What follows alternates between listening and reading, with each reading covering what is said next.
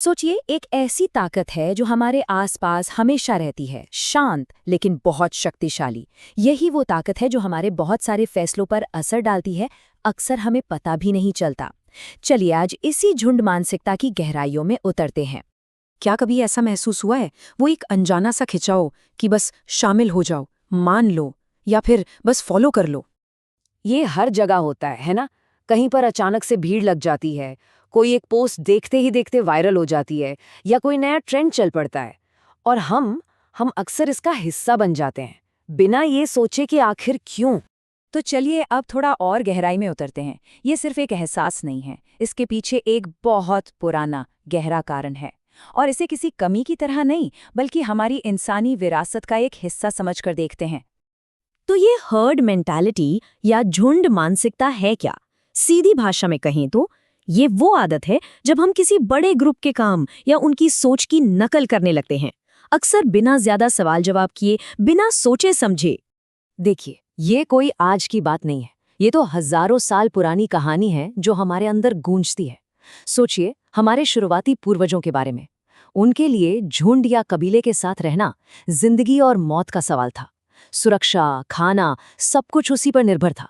फिर जैसे जैसे समाज बना, ग्रुप में फिट होना, उनकी बातें मानना, ये सामाजिक स्वीकृति के लिए जरूरी हो गया। और कमाल की बात यह है कि आज भी हमारा दिमाग इसी पुराने पैटर्न को एक शॉर्टकट की तरह इस्तेमाल करता है, सुरक्षा और तालमेल बनाए रखने के लिए।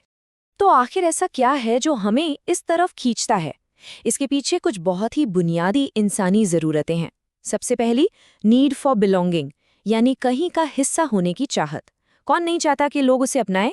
फिर आता है अकेले रह जाने का डर, फियर ऑफ आइसोलेशन। और हाँ, दिमाग को भी तो आसानी पसंद है, तो वो मेंटल शॉर्टकट्स लेता है। भीड़ के साथ चलना सोचना समझने से कहीं ज़्यादा आसान लगता है ना? और आखिर में है इमोशनल कंटेजन, मतलब भावनाओं का फैलना। जब एक ग्रुप में कोई एक भावना फैलती है तो वो आग की तरह सबको अपनी चपेट में ले लेती है। अब एक बहुत ही दिलचस्प बात पर आते हैं। ये जो झुंड में चलने की आदत है, ये एक सिक्के के दो पहलुओं की तरह है। इसके फायदे भी हैं और नुकसान भी। एक तरफ देखें तो इसके फायदे कमाल के हैं। ये एकता लाती है, समाज को जोड़ती है, ग्रुप में फैसले जल्दी और आसानी से हो जाते हैं, एक भावनात्मक सुरक्षा मिलती है, और हमारी संस्कृति वो भी तो ऐसे ही पीढ़ी दर पीढ़ी आगे बढ़ती है। लेकिन सिक्के का दूसरा पहलू भी है। इसकी एक कीमत चुकानी पड़ती है। हमारी अपनी पहचान, हमारी इंडिविजुअलिटी खोने लगती है। गलत जानकारी जंगल की आग की तरह फैल सकती है। कई बार ग्रुप मिलकर बहुत खराब फैसले ले लेता है, और सबसे खतरनाक, सही गलत का फर्क मिटने लगता है। तो देखिए, यही वो ताकत है जो समाज बनाती भी है और भटका भी सकती है। तो चलिए अब बात करते हैं आज की दुनिया की। हमारी ये हजारों साल पुरानी आदतें 21वीं सदी की टेक्नोलॉजी के साथ मिलकर क्या गुल खिला रही हैं? सोशल मीडिया को ही देख लीजिए। यहाँ एक नई चीज ने जन्म लिया है, जिसे हम डिजिटल झुंड या डिजिटल हर्डिंग कह सकते हैं। ये एक ऐसी दुनिया है जहां कोई चीज कितनी पॉपुलर है उसे ही सच्चाई मान लिया जाता है। लाइक्स और शेयर्स सच का पैमाना बन जाते हैं। अगर हम पुराने जमाने के झुंड और आज के डिजिटल झुंड की तुलना करें तो फर्क जमीन आसमान का है। पहले कोई बात धीरे धीरे एक मोहल्ले या गांव तक फैलती थी, आज पलक झपकते ही पूरी दुनिया में। पहले पैमाना छोटा लोकल था, अब ग्लोबल है। पहले मौजूदगी फिजिकल होती थी, अब लाइक्स और शेयर्स में नापी जाती है। और सबसे बड़ा बदलाव, पहले सामाजिक दबाव होता था, अब एल्गोरिदम हमें एक ही तरह की चीजें दिखाकर हमारे विचारों को और पक्का करते जाते हैं, एक इको चेम्बर बना देते हैं। तो हमने समस्या को तो समझ लिया, पर सवाल यह है कि इसका समाधान क्या है। अब हम बात करेंगे कि इस भीड़ में रहते हुए भी हम अपनी राह कैसे बना सकते हैं, अपनी पहचान कैसे बनाए रख सकते हैं। तो कॉन्शियस चॉइस यानी सोच समझकर फैसला लेने के लिए हम क्या कर सकते हैं? यहाँ 4 कदम हैं जो मदद कर सकते हैं। पहला, क्रिटिकल थिंकिंग, यानी सुनी सुनाई बातों पर यकीन करने के बजाय सवाल पूछना, सबूत ढूंढना।